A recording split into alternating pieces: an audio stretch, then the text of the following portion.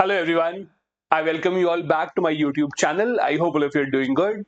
One of the biggest news that we have seen over the last few days is that the four labor codes have finally come into force. It was in 2019 and 2020 that the government of India had notified four new labor codes. It is extremely important for your examination to understand what these labor codes are, what is included in these labor codes, and what exactly changes with this. This kind of information is important for both your prelims as well as the mains examination. This lecture is a part of my current affairs series. If you want these PDFs for your revision, do join my Telegram channel as well. I'm giving the link in the description of the video. So in this lecture, I will be discussing what exactly are these four labor codes, what are the most important pointers that you need to remember. Now, what exactly are the labor codes? Let's try and understand. So if you talk about the labor laws that we have in our country, there were close to 29 labor laws in total. Now, if you look at these 29 labor laws, what the government of India did, the government of India have clubbed all of these together into four specific codes. And these four specific codes, the government is now trying to make sure that these codes are much easier for the companies to follow, for the industries to follow, and also for the people who are working in these industries, their life should become better. Now, what exactly are these codes all about? What will happen? So these are the four labor codes that we have. First is called the Code on Wages 2019. This was the first one notified in 2019. Other three were notified in 2020. The second one is the Industrial Relations Code, then the Code on Social Security, and then Occupational Safety, Health Hazard. These were the different codes that were introduced. Now, why is it that we need these codes? If you look at some data, that makes it amply clear how important it is to have significant and robust labor laws. Look at some of the data. Unemployment in 2017-18, India-wide was around 6%, so pretty high. This has dropped down to almost half of it. So unemployment in 23-24 has dropped down to 3.2%, meaning a lot more people have entered employment in various sectors. That has meant that it is now the government's responsibility to safeguard their interest and to make sure that whenever they are going to work, they have laws to protect them, to support them. Laws such as that they should get their payment on time, that they should get leaves on time, that if there is any other issue, everything should be resolved for them. Not just this, if you look at one of the biggest achievements of the government, it is the number of women who are entering the workforce. 1.56 crore women have entered the workforce in this time period. That is from 2017-18 to 23-24. And the workforce has increased quite considerably. Right now, India's overall workforce, as per the government data, that is number of Indians who are working somewhere, is about 64.33 crore. This in itself is a huge number. Please do keep in mind, most countries around the world do not even have a total population which is 64 crores. So to have such a huge workforce is an additional responsibility on the government, and that is why having these labor codes is important. That is what the government has to now focus on, to make sure that all of them have been given the kind of protection that they require. Now, let us see what exactly are these four labor codes and what includes in these labor codes. So let's start why these labor codes have been introduced. As I said, the government is looking to simplify the process on both sides. On one side, that is the industrialist, for them registering with the government, getting permissions from the government. If they have to close down the business, then what permissions do they require? Lot of these permissions were much more complex earlier, so the government is trying to simplify those processes. And on the other hand, from the side of the industrial workers, the workers who are working for them also, the government's idea is to streamline the laws to make sure that they do have their own security, safety in place, and they would not have to really go into any legal trouble and legal issues to get whatever they deserve. And this is where all these laws are important. So let's look at what exactly are these labor codes, what exactly are they trying to achieve. These four codes, the first one, as I said, being the Code on Wages 2019. Now, I'll be showing you some of the most important pointers that these codes have, and try and remember that. First, The first important point, universal minimum wages. Now, to understand this point, understand that in India, the type of work that people do can be categorized into two categories. There is organized sector and there is unorganized sector. Organized sector means formal employment. That is, you get a lot more protection. You get documents, you get a pay slip, there are taxes that are deducted from your salary, there is PF, etc. Then unorganized or informal work is one where you do not have any job security. You only get paid for a number of days that you are on work. There is no fixed off. You don't get any compensation in case of any injury. That is the unorganized sector. Earlier, the Minimum Wage Act was only applicable to organized sector. That was a big problem because a large part of India's workforce, majority of it actually works in the unorganized sector, which was not covered by this minimum wage law. Now the law will cover both these sectors. Doesn't really matter. Even if you're an informal employee, the minimum wage law has to apply to you. Then the government also has introduced the idea of floor wage. Now, what is floor wage? As of now, different state governments had made different laws on minimum wages. So UP, let's say, would have a different law on minimum wages. Maharashtra would have a different law. Karnataka might have a different law. Now, the central government says that we will give you a floor wage. That is a minimum possible level. Think of it like the MSP. So let's assume the central government will say that minimum wages, let's assume, is rupees 400 per day. Now, the state governments are free to decide their own level. It can be more than this, but it cannot be less than this. So this is the minimum floor wage that the government will decide, so that even though there is regional variation, even though different states might have a different idea, but none of the states can go below this number.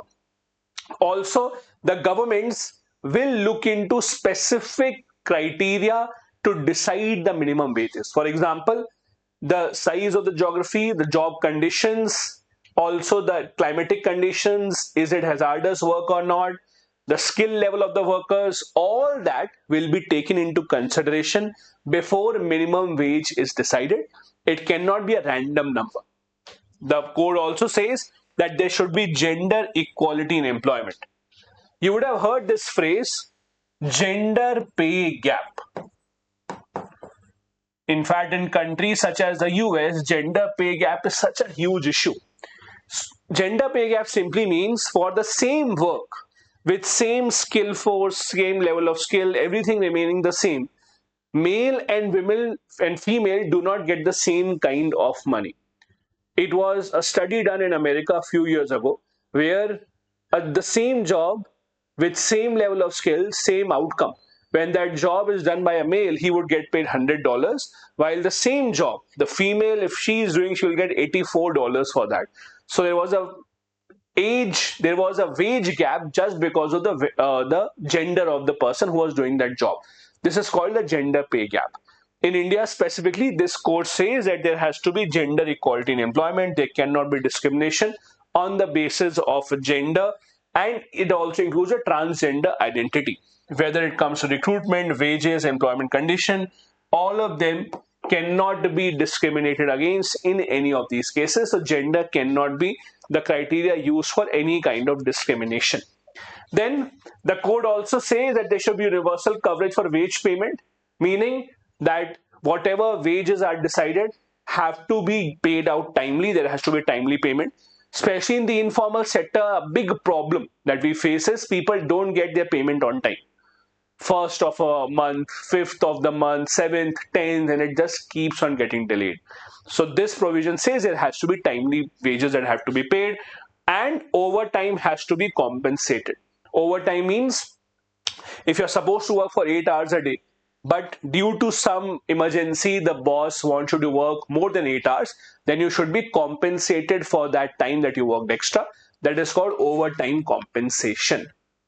Apart from this, some other changes. The government says that the role of the inspector will now change to inspector cum facilitator.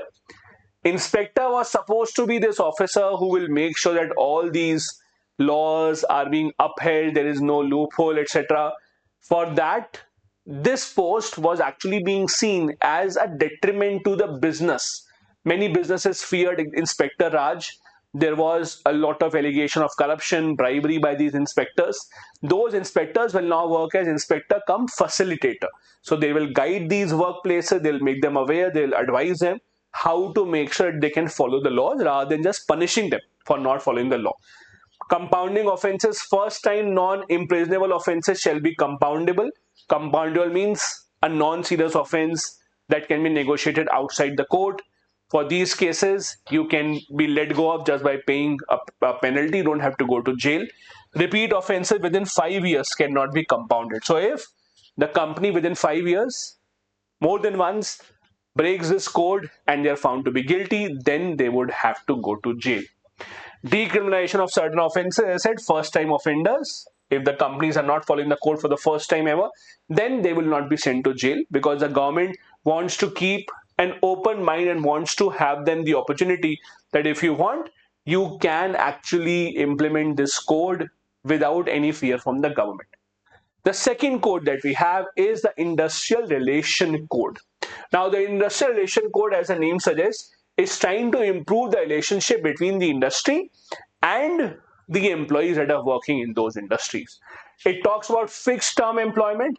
It says that there should be full parity in wages, benefits, even though there are people who may be on short term employment. So contractual laborers who only get a short tenure, they don't get a lot of benefits from the companies, from the industries. It can't happen now. They should be treated at par with others. Also, gratuity. Earlier, gratuity was a sum of money that would be payable by the company to the employee after the employee completes at least 5 years in service. Now that has been reduced to 1 year. So after 1 year itself, you will be eligible to get some kind of a gratuity amount. There also has to be a reskilling fund, meaning if for some reason the company has to let go of certain workers, which is called as retrenchment. So if you have to let go of employees, you can't just randomly remove them. You have to spend money to give them new skills so that they can acquire those skills and either get a job within your company or they can transfer to some other company or go to the job market. But you cannot just leave the employee randomly. You have to spend some money on their skill development as well. For that, 15 days of their wages has to be contributed in this fund. So half a month of salary the company has to contribute to this particular fund. Trade union that has at least 51% membership from the company has to be considered as a negotiating union. They will be the one who will negotiate with the industry owners, because for a long time there has been this issue that when there are multiple trade unions, which trade union is the one that will have the power to negotiate with the industry. So the trade union with 51% membership will be the authorized one. Apart from that, the code also includes work from home provisions, women representation, especially to handle grievances, higher threshold for layoff, meaning till now, if a company had over 100 employees, if the company has to remove over 100 employees at once, the company necessarily had to tell the labor department. That was the rule so far. Now the government has increased it to 300. So this is a good thing for the companies, that now only if you're removing at least 300 employees at once, then you have to inform the labor department. Earlier it was 100.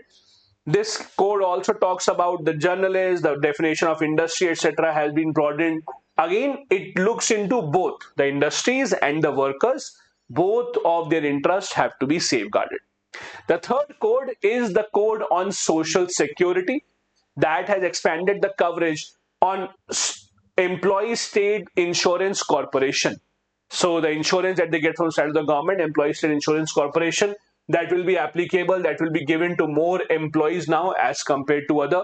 It will now apply across the country rather than just a few areas.